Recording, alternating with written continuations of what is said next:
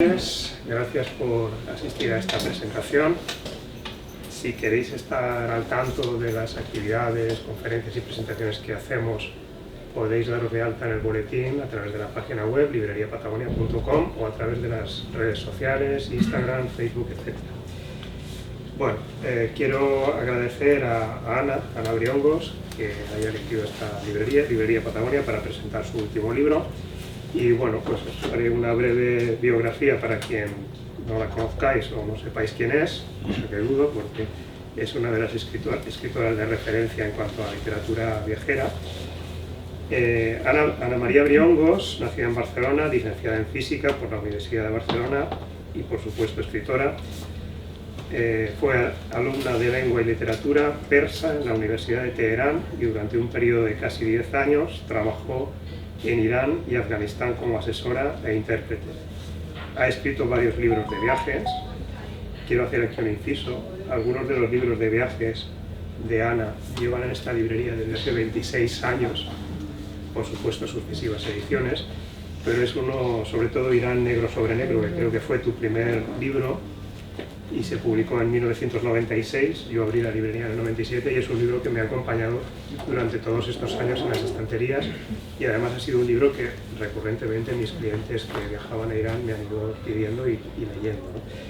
Bueno, pues aparte de Irán negro sobre negro, publicó libros sobre Afganistán, otro de sus libros quizás más conocidos, Un invierno en Kandahar, La cueva de Ali Baba, también sobre Irán, Esto es Calcuta, sobre la India, y todos ellos están basados en sus viajes y experiencias personales, bien documentados, amenos y emocionantes. Sus libros, como decía antes, son hoy y después de muchos años una referencia para viajeros y aficionados a la literatura de viajes. Y bueno, por lo que quiero recibirla con un fuerte aplauso.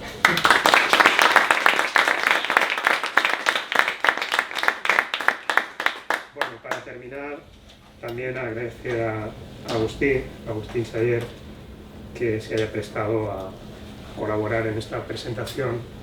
Agustín, a los que no le conozcáis, es quizás uno de los viajeros, no diría yo que conoce más países, que son muchos, sino que los conoce en profundidad. Además es un gran lector, me consta que tiene muy buen criterio para hacer todas estas cosas.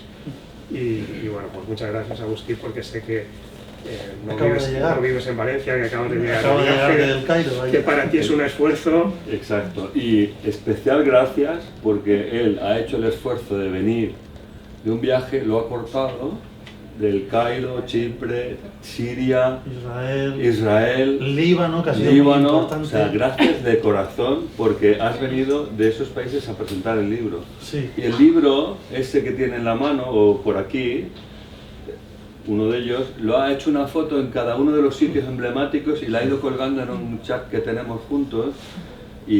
Ha sido improvisado y ha sido una cosa que ha triunfado. Bien, pero por eso yo te agradezco. Bueno, Ana por supuesto que nos queremos mucho, pero a Agustín especialmente también por ese esfuerzo, ¿eh? Bueno, pues Ana, Agustín. Bueno, me has quitado una tercera parte de la explicación, o sea que de categoría. Arrancamos de la mejor manera posible, porque me has ahorrado el currículum, que es ampliamente conocido. Si faltaba alguna cosa, pues ponéis el Google, porque yo creo que es una persona que es una referencia en el mundo de los viajeros de cualquier época, ¿no? Es decir, primero que todo, bueno, dar las gracias por haberme elegido a estos dos pájaros, hoy ya grandes amigos, Fernando y Ángel. Y bueno, es un libro singular y un libro único que no os va a defraudar en absoluto. Me gustaría empezar hablando un poco, ya que me has dado más margen al contar tú la biografía, cómo la conocí, ¿no? O sea, mi país favorito siempre ha sido la India, lo llevo en el corazón y es el país donde yo quiero acabar mi existencia en este mundo, porque es donde empecé a viajar, muy joven. Pero mi segundo país es Irán. Entonces, Irán,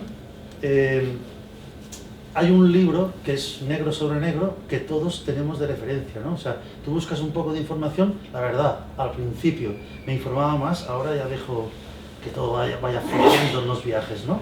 Entonces digo, ¿y esta esta mujer que se ha atrevido por territorios inexplorados, ¿esta quién es? Lees el libro Negro sobre Negro, que es uno de los más vendidos de la historia de la literatura viajera, y te das cuenta, ¿no?, del peso. Ahí fue el primer conato, o sea, que conocí mucho a través de la literatura de ella. Luego ya insistí personalmente, tengo la suerte de colaborar con un mecenas, que algunos lo conocemos, en un evento que se llama Altafulla, y este año que llegué de un largo viaje, llegué muy cansado y me obligó prácticamente a montar esto a toda pastilla, y solo le puse una condición, dijo: yo te traeré a los que yo considere mejores o merecedores, digamos, el giro que queramos darle a este evento, pero quiero que vengan a María Orientos, si no te ayudo. Entonces le llamé y la verdad me recibió muy bien. Estuvimos hablando, siempre hacemos el mismo tipo de, digamos, de introducción. Se ve que cuando disparo apunto bien y casi todos quieren venir. Entonces, quiero decir, luego nos vimos muy puntualmente en la conferencia de Tony Wheeler, que fue cuando nos vimos presencialmente. Dije, bueno, ya nos emplazamos en Altafulla, donde nos hemos conocido mucho mejor, y es un foro muy selecto, pero donde estamos concentrados en lo que nos gusta, ¿no? Y nos nutrimos cada uno de la información. Y Ana, desde luego, fue una de las mejores ponentes, con diferencia, ¿no? Tenemos varias similitudes, yo creo que por eso yo tuve una afinidad o una querencia. Hay a veces que tienes feeling con personas y con otras no. Pues yo con Ana la tengo, ¿no? Venimos del mundo técnico, claro, ella es física, como tú has dicho, yo soy arquitecto.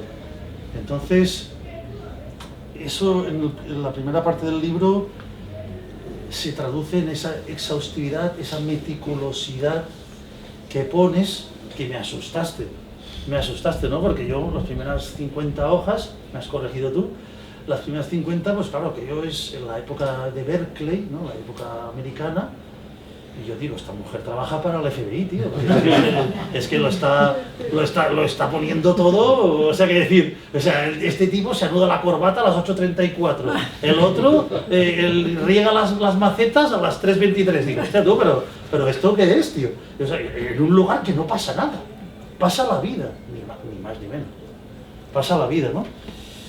Y bueno, mi admiración, ya lo has dicho tú, vengo de Oriente Medio y me fui muy cargado con un solo libro, pero ese libro contenía ni más ni menos que toda la vida de Ana, o sea, era un peso muy grande, y tuve la genial idea de ir leyéndolo en lugares significativos que le fui transmitiendo, ¿no? Por ejemplo, la casa de Lawrence Darrell, la abadía de Bellavista en Chipre, las pirámides de Gizeh. Me senté ya al lado de la Esfinge a leer algún capítulo, y le hice tirar las fotografías. Solo 2 lugares me negaron, que fue el Santo Sepulcro, que puse el libro encima del Santo Sepulcro y me pegaron un garrotazo. Me dijeron, ¿pero qué haces? Y tal. Y luego, anteayer que subí el monte Sinaí, la verdad, hacía frío, digo, como empieza a sudar, el libro este va a quedar hecho papilla, y dentro de Santa Caterina, el monasterio más antiguo del mundo, no se puede tirar fotografías, lo siento. Pero he tirado muchas fotografías porque yo quería que ella sintiese que este viaje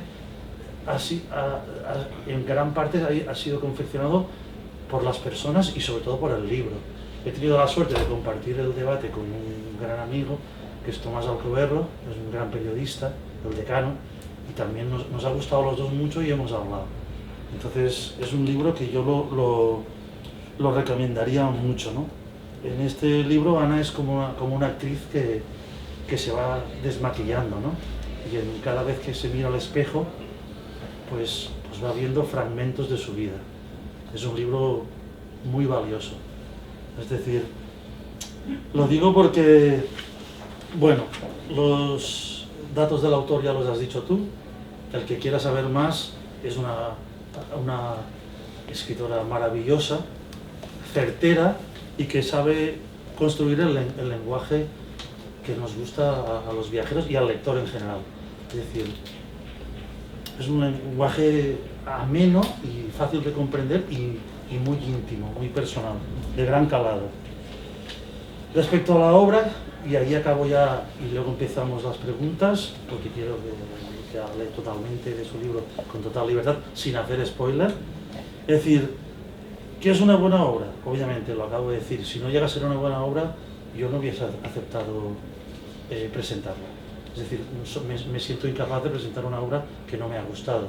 Con lo cual, claro, al principio confieso que las primeras hojas, pues, era una descripción, como he dicho, muy obsesiva. Era un inventario exhaustivo de las cosas, de la gente.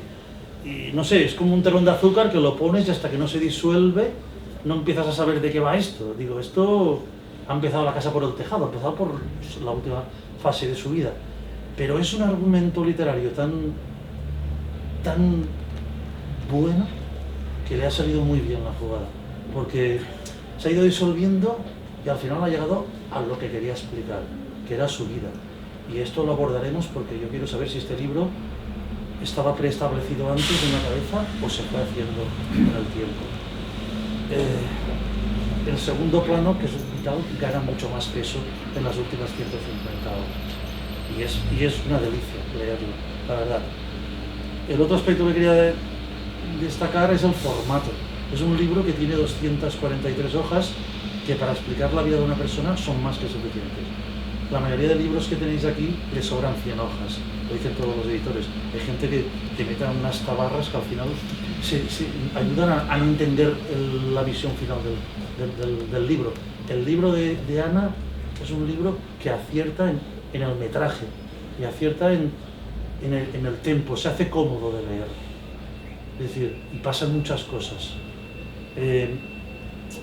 No es un libro de viajes, es el viaje en mayúsculas, porque es el libro de su vida.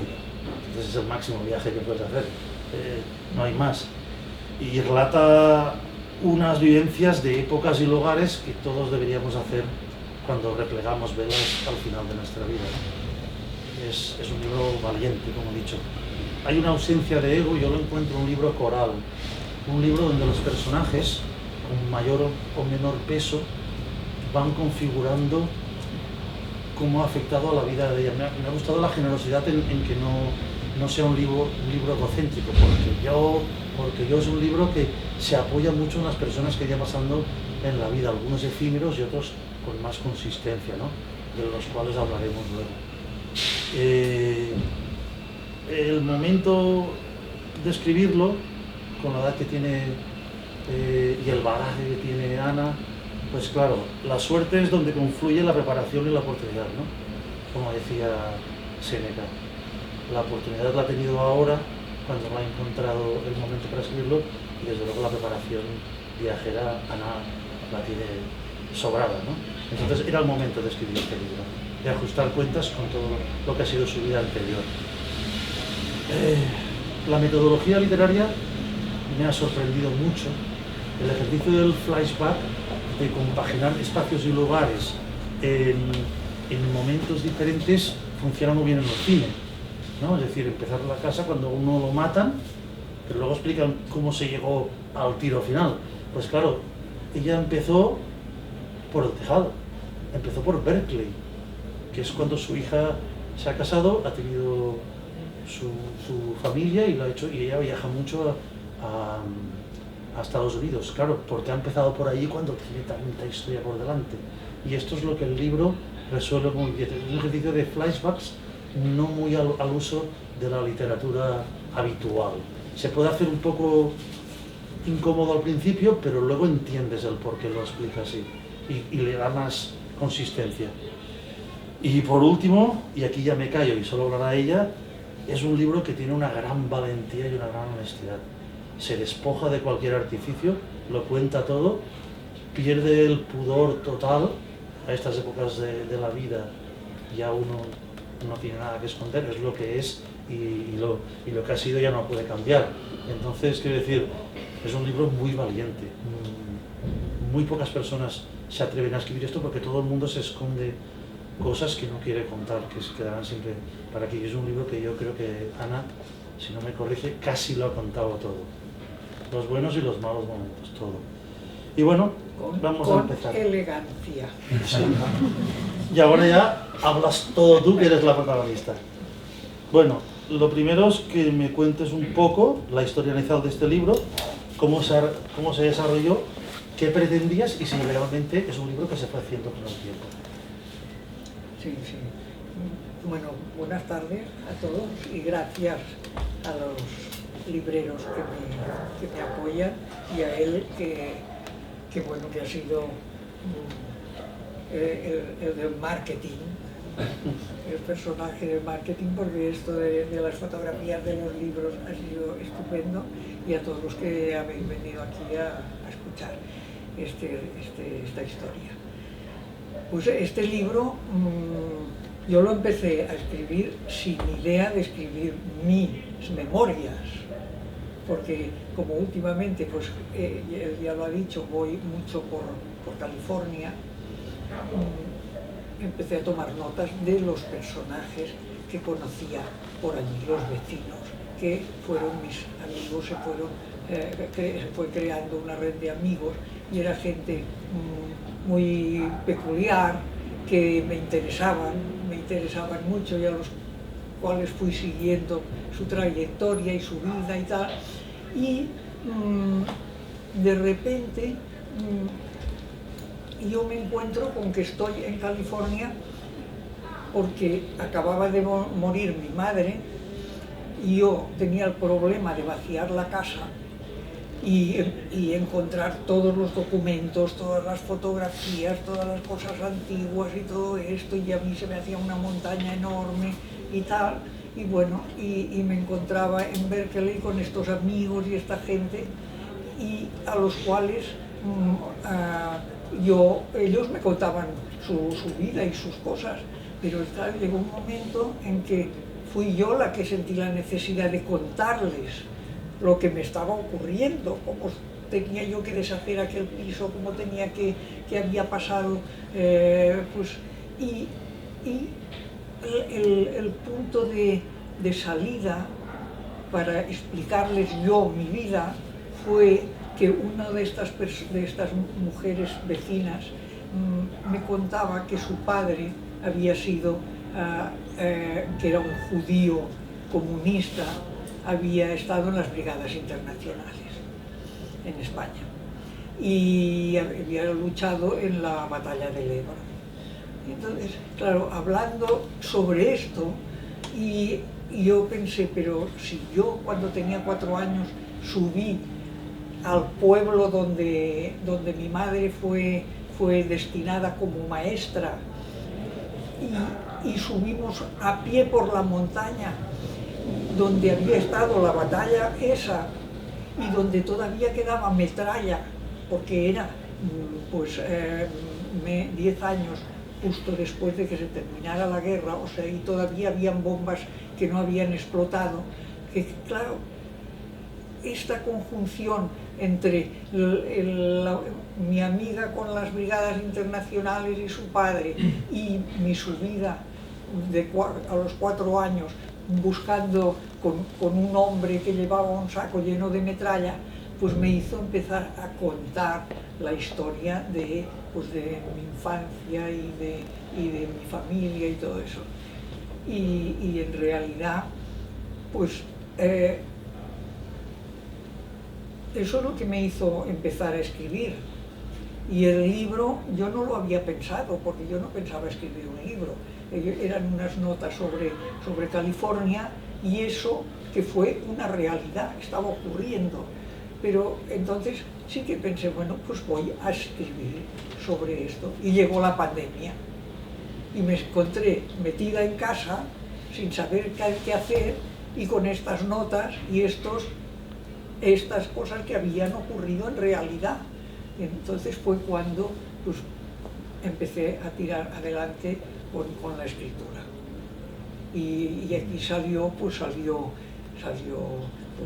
mi abuelo, que era jugador profesional de póker, y se preparaba su smoking y su maleta y se iba por los casinos de San Sebastián y de Biarritz y Monte Carlo, y mi abuela, que se quedaba sola con su hija y empezaba a odiar a todo el mundo por esa razón. Ahí entraremos después. ¿No? Y bueno, Sí. y aquí empezamos a hablar. Sí, bueno, la pandemia por lo que veo fue buena, productiva, porque yo también escribí uno. Claro, Es decir, que fue buena. Una cosa que parece anecdótica, pero no lo es en cualquier libro, es que me expliques un poco la portada, porque a mí me confundió. Yo pensaba que era una casa de Luis Barragán, de México DF, de la arquitectura racionalista de los 50, porque son hijos de Le Corbusier, y tú me corregiste y me dijiste, no, es en la India, que también había un sector de trabajadores del atelier de Le Corbusier que emigró a la India, por eso estaba Ahmedabad, Chandigarh y tal. Y luego el porqué del título. ¿Es la vida el viaje más largo? Sí, la vida es el viaje más largo. Pero la portada, vayamos por la portada. La portada es una fotografía de Toni Catán, que es un fotógrafo mallorquín muy conocido y ha fallecido, y que, con el cual había viajado a la India yo muchas veces. Y he visto, bueno, yo vi cómo hacía esta fotografía, que está hecha en Ahmedabad. En Ahmedabad, ya te lo dije. Sin que tú me lo dijeras, te dije, esto solo puede ser Ahmedabad o Chandigarh. Y el título, el cuaderno morado, que todo el mundo se piensa que voy en segundas intenciones por lo del morado y todo eso, pues no es verdad, porque simplemente uno de los personajes que sale en este libro, que es Olgi, que, bueno, si leéis el libro es un personaje increíble, pues me aconsejó que me comprara una libreta de tapas moradas, porque era más barata. Que vendían en Berkeley. En un supermercado, y yo pues empecé con esta libretita tomando notas. Por eso es mi cuaderno morado. ¿Y es el viaje más largo? Y es el viaje más largo, eso es el subtítulo del libro, y verdaderamente, si yo soy escritora de viajes o se me ha clasificado como escritora de viajes, tenía que poner la palabra viaje en la portada del libro. Y este es verdaderamente el viaje más largo, porque es donde cuento toda mi trayectoria vital. Correcto. Bueno, es un libro de personajes y escenarios. Muchos de ellos son muy conocidos y van apareciendo. A ver, espera un momento que me despisto. Vale. Es un libro de personajes y escenarios, muchos de ellos muy conocidos, ¿no? Pero yo los dividiría en los efímeros, gente que va pasando, y los omnipresentes, los que están perpetuamente flotando por encima del libro en cualquier acción, sea el momento que sea de la vida. Entonces, empezaría, pues, por ejemplo, con la infancia, en la que tú describes un momento que aún hoy lo recuerdas. Te lo digo para ir un poquito argumentando, sin hacer spoiler, o sea, la escena de los gatos asesinados, ¿no? Que dices, me quedará grabada para siempre. Sí. Bueno, la verdad es que fue una escena, yo era muy pequeña. Es como las ocas de Jordi Esteve en la plaza de Vic, que se quedó marcado. Muy parecido, digo. No, vi como unos gatitos que acababan de nacer, eran monísimos, pues los metieron en un saco, y una mujer del pueblo, estábamos en un pueblo, los metieron en un saco y se me llevó a mí al río y empezó a sacar gatito por gatito y a estamparlo contra la pared y volverlos a meter dentro del saco y tirarlos al río. Claro, había como 10 gatitos. Yo es la primera cosa terrible que recuerdo de mi infancia, porque quizá tenía 3 años. Bueno, yo de algunos personajes, si no quieres hablar, no hablamos, pero yo te digo, el primer personaje que a mí que me impactó fue el señor Guinart, perdón, sí. Y las primeras tradiciones escolares, porque ahí se descubrió la parte mala de Ana, algo perversa, ¿no? Como confiesas, y luego, pues claro, los primeros sinsabores de la adolescencia, las amigas que la dejan un poco de lado y los primeros rubores sexuales, vamos a decir, ¿no? Es decir, es una época interesante donde Bueno, empiezas una a época florecer. complicada porque siempre hay conflictos en los institutos y pues yo tuve un problema con mis amigas y con una cosa que ocurrió porque se rompió un cristal en el instituto y hubo pues denuncias y eso me ha quedado, pues me afectó mucho en aquel momento y fue la primera bofetada, o sea, el primer momento en la vida en que dices, uy, los amigos no son los amigos, quizá, ¿no? Te pueden traicionar. Pues sí. Y así, pero bueno, hay que vivir con ello. Después llega la etapa de la universidad, que es bastante convulsa, estamos hablando de la época de la posguerra, y yo casi que te agradezco que no cargases mucho el peso en esa fase porque hay mucha bibliografía, todo el mundo cuenta quién fue y cómo vivió la posguerra, algunos hasta se arrepienten, ¿no? Tipo Javier Reverte, y entonces quiero decir que ha ocupado una parte del libro, pero ya, y ahí fue donde conociste al primer amor y entraste, digamos, en el Partido Comunista con muchos condicionantes, pero fuiste bastante activa. Bueno, en esa fase. No, yo fui activa en la universidad. Sí, sí, no, ya te digo. Pero en la universidad, pero como miembro del Sindicato Democrático de Estudiantes. Cuando era muy difícil. Que era, bueno, pues íbamos con minifalda y hacíamos manifestaciones y claro, cerraban la universidad, expedientaban, volvíamos a decir. Y la verdad es que la entrada en el Partido Comunista fue porque eran los únicos que eran muy activos en el mundo antifranquista y entonces era lo que se llevaba en aquel momento y uno se apuntaba al Partido Comunista como se hubiera podido apuntar a cualquier otra cosa que hubiera tenido Era ser algo reaccionario.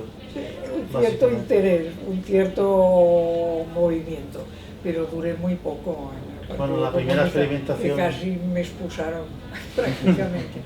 No, pero todo esto que estamos contando tú y yo, tú estás contando mi trayectoria, pero en medio de todo esto está la vida familiar. Es que estábamos a abordarlo ¿Sí? ahora. Venga. Por orden. Te lo digo porque, bueno, hay momentos de estos, por ejemplo, yo ahí atisbo un poco cómo empezó tu inquietud viajera, cuando experimentas con los psicotrópicos y ves la película 2001, Odisea en el espacio, que dices, la lejanía ejerce una gran fascinación en mi interior, siento su llamada. Y fue cuando empezasteis a hacer las primeras aventuras sin dinero ni rumbo, cuando cogiste el barco del Caradeniz, cuando el viaje a Beirut, que yo acabo de llegar ahora, o sea, los primeros inicios de viajes con consistencia, con total libertad absoluta. Entonces, en ese momento empezó un poco la Ana María que después se ha desarrollado, ¿no? Seguiríamos, bueno, para no hacer un relato cronológico del libro, los tres grandes amores los sitúo en momentos importantes, que son Ferran, Pau y tu marido, que al final ha sido que en la ruleta rusa el que se ha quedado con la casilla, que es Tony. Pero bueno, los otros han jugado su peso, su rol. Sí, durante muchos años. Entonces, bueno, si quieres, Ferran, el primer beso con Zorba el griego, que eso me enterneció porque estaba en Grecia cuando lo leí. Y entonces, y la militancia, hemos dicho... Bueno, son personas que especiales, que tuvieron pues una trayectoria importante en el mundo antifranquista en aquel momento y que, bueno, pues hay que leer el libro para ver quiénes eran estas Pau, personas. que es Pau Maragall, que es el hermano de Pascual, y la familia Maragall. Era el hermano pequeño. Sí, entonces Pau fue muy importante.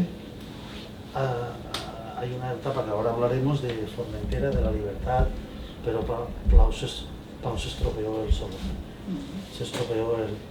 Y bueno, te lo digo porque allí estaban los personajes del Jazz Colón, esas vivías más de noche que de día prácticamente, era como una sola No, es que trayectoria. yo creo que es fundamental. ¿Por qué uno se va de viaje? ¿Por qué una muchacha de 20 años en aquel momento? Yo estaba estudiando y yo estaba en cuarto de físicas. O sea, era una buena estudiante y una buena activista en aquel momento. ¿Y por qué uno se va de casa? Que además era un drama familiar, como os podéis imaginar, que la hija de la casa, una familia muy tradicional, religiosa, y tal, pues que se fuera de casa era un drama, y además se fuera a unos países donde no había teléfono, no había nada, ningún tipo de comunicación, las cartas tardaban 20 días en llegar o un mes en llegar, o sea que no sabían nada de lo que ocurría a su hija. Entonces, claro, a mí me interesa explicar cómo era mi familia, porque yo creo que en este libro ha dado como una... al final lo que ha resultado ha sido la explicación de unos años en España, lo que ha ocurrido durante unos años en España, desde los años 50 hasta la actualidad. Mi familia, ¿cómo era mi familia? Pues mi familia era mi padre, ya os he dicho, el abuelo jugador de póker profesional, y mi abuelo catalán, mi madre, claro, catalana. Estudiaba medicina cuando empezó la guerra, no pudo terminar la carrera por la guerra y porque se puso tuberculosa. Había terminado la carrera de piano, o sea que era una persona culta, muy convencida pues le interesaba mucho la ciencia, y mi padre era un hombre que llegó con los vencedores a Barcelona después de la guerra. O sea, mi padre había ganado la guerra y mi madre la había perdido. Y entonces se creó una relación estupenda porque se quisieron mucho, a pesar de las diferencias que podían tener ellos dos.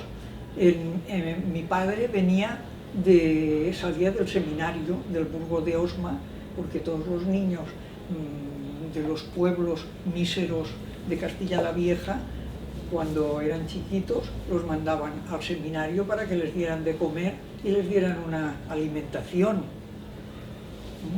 Entonces, claro, mi padre llegaba sin haber estudiado más que lo del seminario, que de allí sí que sabían hablando latín, y llega a Barcelona y claro, se casa con mi madre, y mi padre hablaba en castellano, mi madre hablaba en catalán y mis abuelos hablaban en catalán. Mi padre acababa de sacarse unas oposiciones a policía secreta, o sea, posguerra. Mi padre a mí me acunaba con el himno de la Legión y me recitaba el discurso de José Antonio de la Fundación de la Falange. O sea que tela. Y mi madre, que era una persona culta y catalana, pues fue puliendo a este hombre y convenciéndolo de que pues, el catalán es una lengua, que tiene una literatura importante, porque claro, hasta entonces era la lengua del imperio. Y lo consiguió, lo fue consiguiendo, aunque mi padre nunca habló ni una palabra de catalán en su vida, jamás, y aunque vivió, claro, en Barcelona pues, como 60 años, o yo qué sé. Bueno, pues y además claro, muy católico, muy católico. O sea, era como digamos un fascista romántico, porque era muy honrado, muy educado, muy respetuoso con las mujeres, pero bueno, una cosa así, y muy católico, muy religioso. Entonces yo, claro, el día que se me dio la vuelta a la cabeza al respecto de todo esto, y entré en la universidad y empecé a ver otras cosas, y pues claro, estalló, la cosa estalló. Pues sí, bueno, en esta fase de Pau, de hecho, uso las figuras personales para situar el momento. Hay dos lugares importantes, la Casa Fullà, que particularmente me tocó mucho ese capítulo porque yo soy arquitecto y conocí a Oscar Tusquets también, y entonces es como una película, es como ver una película de Alex de la Iglesia, La Comunidad, pero aquí el del cuarto baja y se acuesta con lo del primero, el tercero va, aquello es un correveidile increíble, van cambiando personas, es como una comuna, realmente con una arquitectura muy valiosa hasta ahora mismo, ¿no? Sí, sí. Y luego la parte de Formentera, donde todos nos gustaría sentir la libertad que tú sentiste en Formentera hasta que Pau se torció. O sea, la Casa Fullà, ¿qué significó? Bueno, la Casa Fullà... Vaya nombre, ¿eh? Sí. Por eso. Mi padre era después de llegar a Barcelona estudió Derecho, terminó la carrera, se pudo pedir la excedencia de policía y dedicarse a la abogacía y además hacer negocios. Un día decidió construir una casa. El terreno era de una persona y él construía la casa y se repartían los pisos. Mi padre no había construido nunca ninguna casa. A mí me pidió si conocía algún arquitecto. Entonces, como éramos pues modernos estudiantes de la universidad, pues conocíamos a unos que acababan la carrera entonces mismos y estaban haciendo la mili.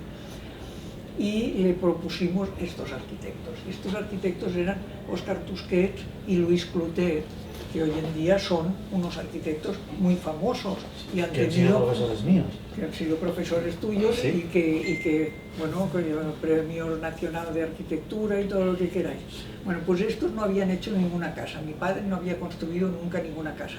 Y como emprendedor, pues se lanzaron a construir una casa. Claro, esta casa resultó ser una casa increíble, porque como el constructor no ponía veto a nada, los arquitectos pues hicieron lo que quisieron. Y había 32 pisos, 32 apartamentos, todos diferentes, todos con escaleras por arriba y que subían y bajaban, o sea que nadie sabía quién tenía de vecino arriba y abajo, ni al lado ni al otro lado. Y esta casa, que ahora, hoy en día, está catalogada y es una casa, un ejemplo de la arquitectura que se hacía en los años 70, pues en esta casa, a la hora de vender los pisos, pues claro, nadie, las familias normales, no querían ir a aquella, porque los niños se descalabraban por las escaleras, la gente mayor tampoco podía ir a vivir allí porque no podían subir y bajar escaleras. Total, que quienes fuimos a vivir a esa casa, pues todos los amiguetes de todo, de nuestros, y pues yo pero gente muy valiosa, ¿eh? Claro que después han sido pues gente... Me llamó la atención Carlos Santos. Carlos Santos. Me llamó la atención, es decir, porque, sí. porque es de Vinaroz, sí. no por nada más, ¿no? Claro, de Vinaroz. claro. Y otros muchos muy conocidos, la verdad. Sí, gente muy conocida. Que también lo cuentas todo exhaustivamente, con la metodología literaria de escribirlo todo al milímetro, es una cosa tremenda, solo falta el DNI de cada uno, pero bueno, es decir, que está muy bien. Y pasaste de este caos de una comunidad vecinal en que todo valía a vivir en un faro solitario sin luz y ni agua. Sí, en Formentera. Sí, en Formentera. Entonces, bueno, es lo que tocaba en aquel momento, era ir a pasar unos meses a Formentera. Entonces, allí en Formentera estaba Pau Riba con su músico, mujer y los niños y un niño. Se formaban pues todas las noches charlas y cantaban y se grababan discos y bueno, fue hasta que todo se torció. una época muy estupenda, sí, hasta que el que entonces era mi compañero pues se trastocó un poco. Sí. Bueno, y el tercero, que ha sido el definitivo, del que hablas un poco menos, es Toni, que ha sido el que ha llegado para quedarse. Toni llegó Tu para compañero quedarse. vital. Sí, claro, porque, bueno, Toni, así como los otros dos compañeros que había tenido yo eran personajes conocidos, digamos, Toni ha estado siempre en la retaguardia. Ha sido una persona que, primero, yo lo conocía, nos conocíamos desde todas las andanzas universitarias, por tanto, Toni sabía perfectamente mi trayectoria vital, no había que explicar nada. Y después es una persona que no quiere ningún tipo de protagonismo, pero ha estado siempre allí, mientras yo iba dando tumbos por el mundo y por todo. Era como la columna que ha aguantado pues a mí y a mi familia después, posteriormente, por lo tanto, hasta el día de hoy, sí. Bueno, damos un salto en el tiempo y vamos acabando. Pero déjame que te diga, de todas formas, que este libro es, finalmente, es como un homenaje, a mis padres. Porque... Vamos a hablar ahora, ¿eh? Sí. De los tres. Y de la otra, sí. Y de la otra. Y de la otra. Sí. Es decir, bueno, hay uno intercalado que lo pongo para respirar un poco, que es ni más ni menos que el abuelo del que ha arruinado Barcelona, de Bartomeu, que es el señor Trabosa. No es que fuera definitivo, pero después de tú haber los primeros viajes a Irán y a Afganistán, o a Irán, él te permitió durante 10 años ir muy a menudo a Irán. Un poco te embutió el amor por el país que más te gusta, el que tú más llevas en el corazón. Sí, yo ya lo tenía, yo ya conocía mucho Irán, porque ya había estado estudiando en la Universidad de Teherán, ya hablaba persa, y por esto este señor Bartomeu, que era el presidente o el dueño de una empresa de remolques, de grandes remolques, pues me contrató para acompañarlo a firmar los contratos que él iba teniendo en Irán, y para que yo pues hiciera de traductora con los mecánicos que mandaban desde Barcelona a Irán para controlar cómo funcionaban estos... O sea, tú ya hablabas un poco de farsi. Sí, yo ya hablaba.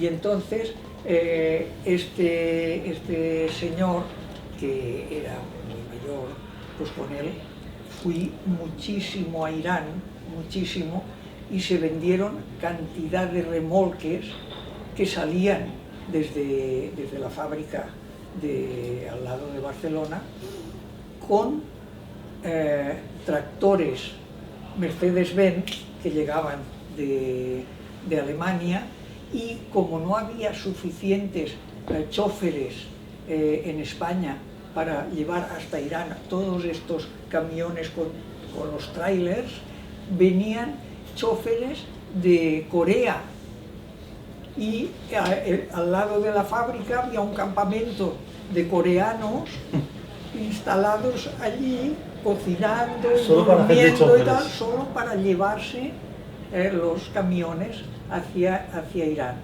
Y claro, yo iba a hacer todas estas gestiones, a cobrar cartas de crédito, a firmar contratos y todo, con este señor, que él no hablaba ningún idioma más que casi catalán ni castellano, y cuando llegábamos al hotel, al Hilton de Teherán o así, llegábamos, le abría la puerta el bujía y él le decía, thank you, sir.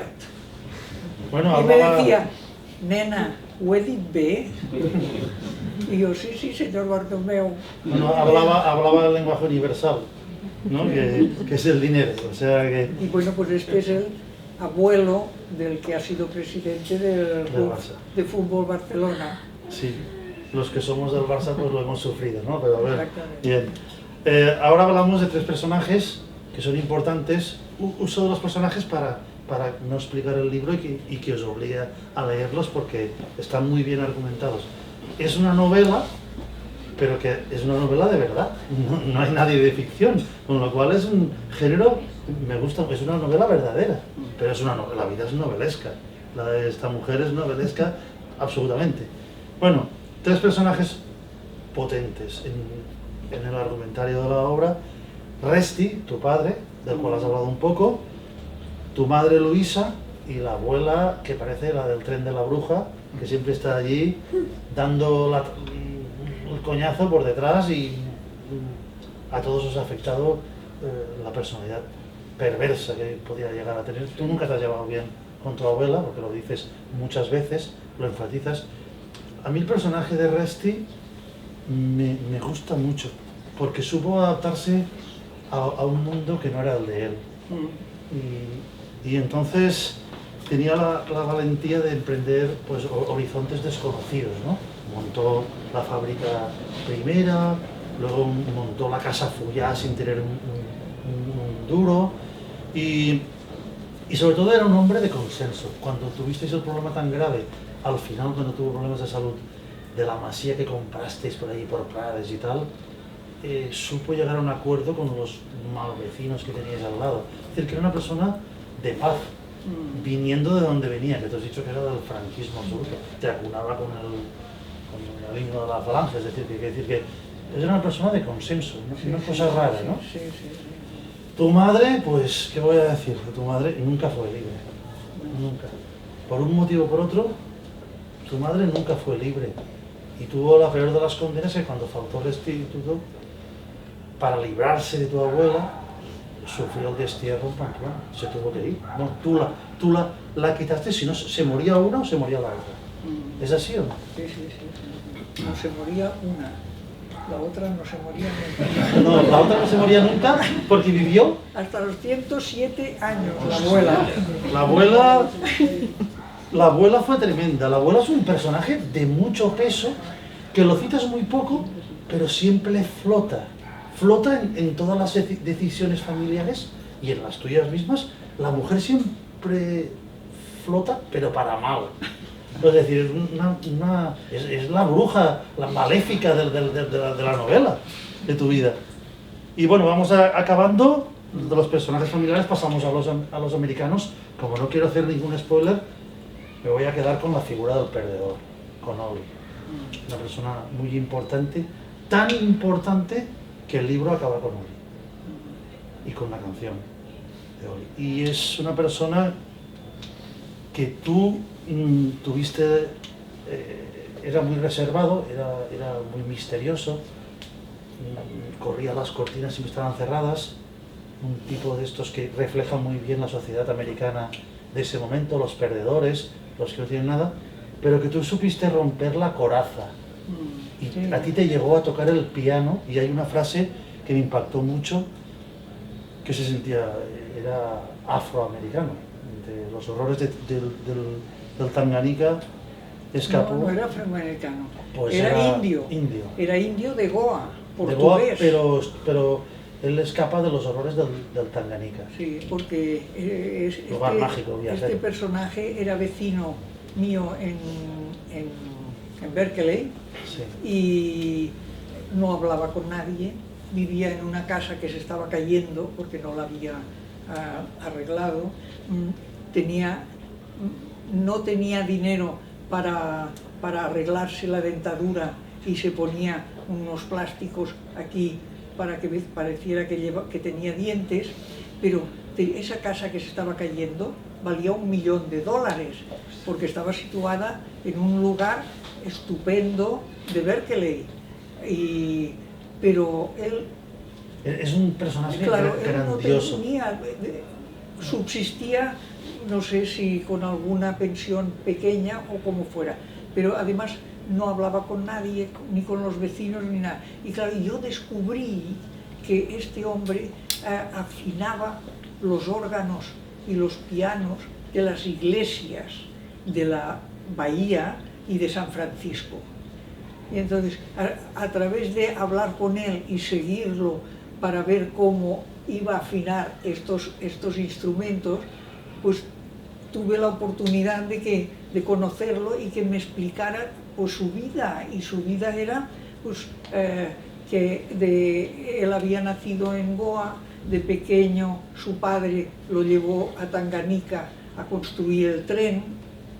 En Tanganica estuvieron viviendo pues, unos años, él iba al colegio con los goanos y con todos los indios que habían emigrado para esto del tren, y hasta que llegó pues Julius Nyerere y hubo un ataque contra los blancos totalmente, de que tuvieron que huir. Entonces él no era ni negro ni blanco y sabía mucha historia este hombre, entonces me explicaba pues todo lo que ocurrió en Tanganica en aquellos años y bueno, toda esta historia. Y además me tocaba el piano en su casa porque era la única persona que tuvo acceso a casa de este hombre. Eso lo cuentas muy bien. Y esto los vecinos del barrio estaban sorprendidos porque nunca había abierto la casa a nadie y nadie sabía que tocaba el piano.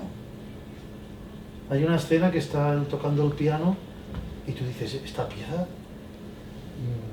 de quién es? Dice, esta pieza es mía.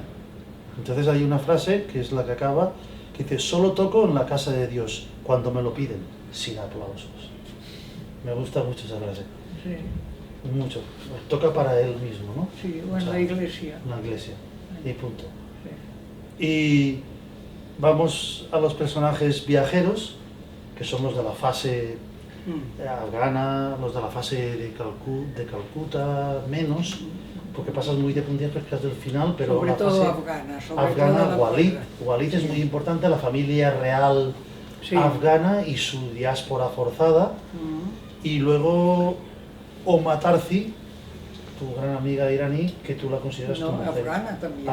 Bueno, pero... Afgana, que era mi compañera de habitación en la universidad. Tu mujer ideal. Bueno, ¿qué me dices de la familia real afgana? Bueno, claro, yo tuve la ocasión, eso sí que fue una suerte impresionante, que me encontré cuando estaba en Kabul. Estoy hablando de 21 años, o 22 años. Estaba en Kabul, había cerrado las fronteras de Afganistán porque cada verano declaraban cólera en el país, porque el país que declaraba epidemia de cólera recibía de las Naciones Unidas mucho dinero, y en Afganistán no había cólera, pero todos los veranos declaraban cólera y se cerraban las fronteras. Y yo me encontré allí con las fronteras cerradas y bueno, ¿qué voy a hacer? Pues paso por delante de la oficina de Air France, entro en Air France para pedir a ver qué se podía hacer para salir del país o así, y me encuentro con que el hombre que está trabajando allí había hecho las prácticas de Air France en la oficina de las Ramblas de Barcelona.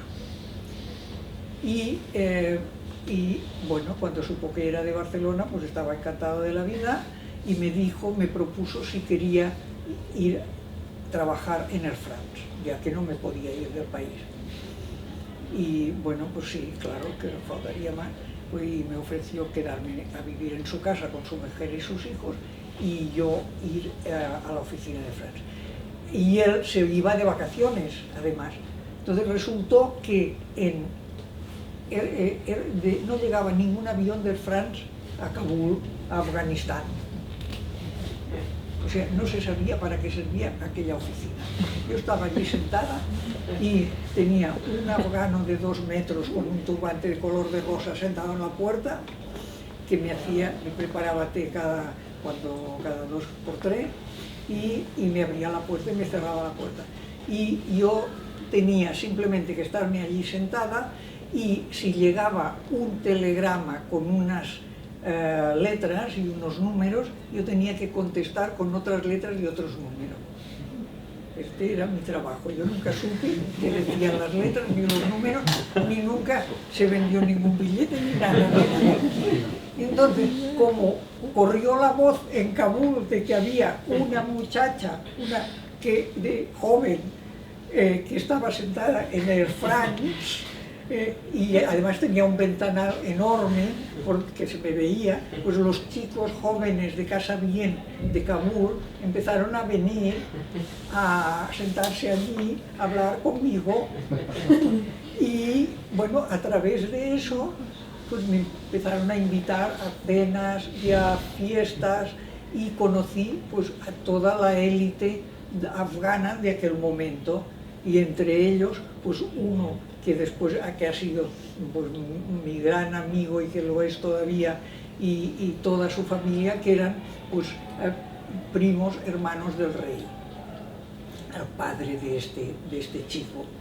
Y empecé a frecuentar esta casa, fui muy bien recibida, y bueno, la historia es que finalmente este chico que fue a parar a Barcelona, a casa de mis padres, y pasó un año en Barcelona. Después mis padres fueron a Kabul. Mi padre no se había sacado nunca el pasaporte porque no había nada que ver fuera de España. Y se sacó solo una vez en la vida el pasaporte para ir a Kabul. No había ido ni a Perpiñán para ir a Kabul a ver a esta familia, lo cual es increíble, y además es para agradecérselo mucho, porque primero abrieron la puerta a uno que yo había conocido en Kabul, y después pues fueron a ver que me había fascinado a mí en realidad. Bueno, es que tú eres pionera en muchas cosas que tienen relación con los viajes. De ahí la valía de tu perfil, ¿no? Bueno, ¿y Oma Tarzi? Oma Tarzi esta muchacha ya era poeta en Kabul, ¿no? Y fue a la Universidad de Teherán cuando yo también fui a la Universidad de Teherán, y me la pusieron de compañera de residencia en la residencia de estudiantes. Y claro, resultó ser también, porque esto también son casualidades, porque yo ya conocía Afganistán bien cuando llegué a la Universidad de Teherán, y ya conocía a esta familia, que era la familia real, que son pues de la tribu, son pastunes, del clan Mohammad Zahí y tal.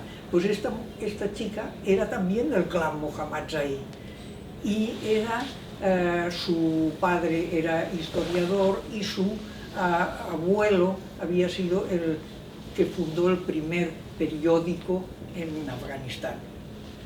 O sea, una familia pues intelectual, que la familia de Walid no era una familia intelectual, era una familia aristócrata.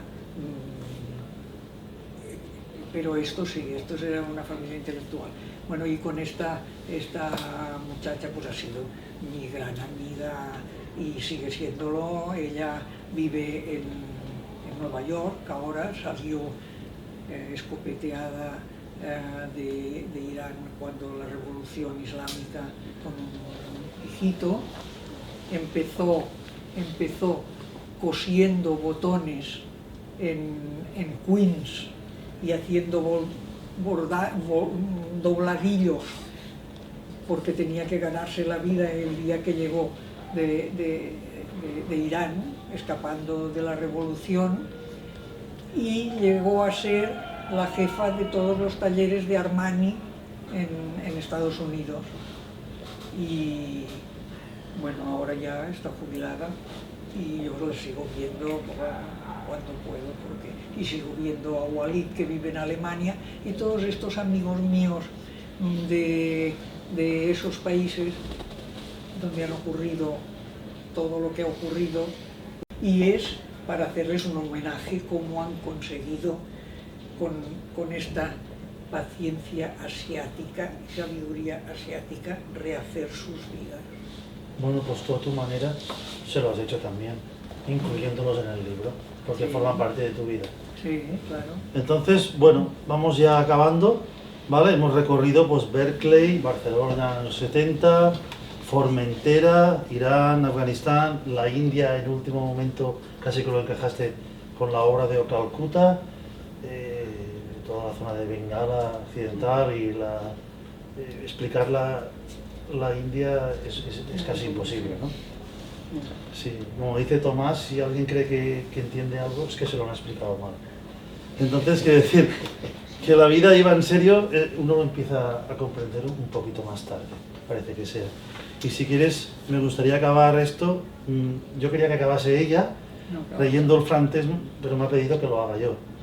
Como es un referente nacional en el mundo de los viajes, por muchas razones, me gustaría acabar con una frase de Ana María que encabeza su libro.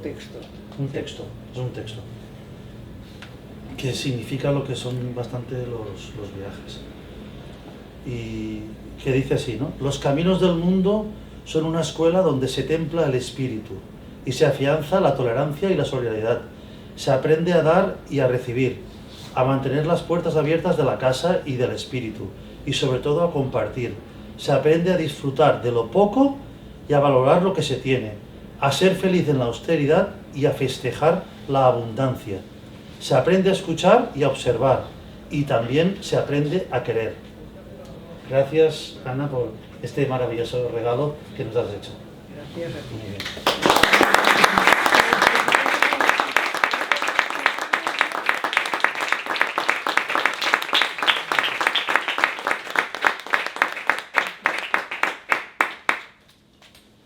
Si queréis preguntar, es el momento. Si queréis, ¿eh? Pero creo que hemos hablado bastante. He hablado mucho, sí. O sea que... Yo tengo una pregunta. ¿Alguna vez te ha incomodado hablar sobre otras personas, sobre la intimidad? Porque sí que vi que escribiste que, bueno, para hablar de otras personas cambiar los nombres y los lugares, ¿no?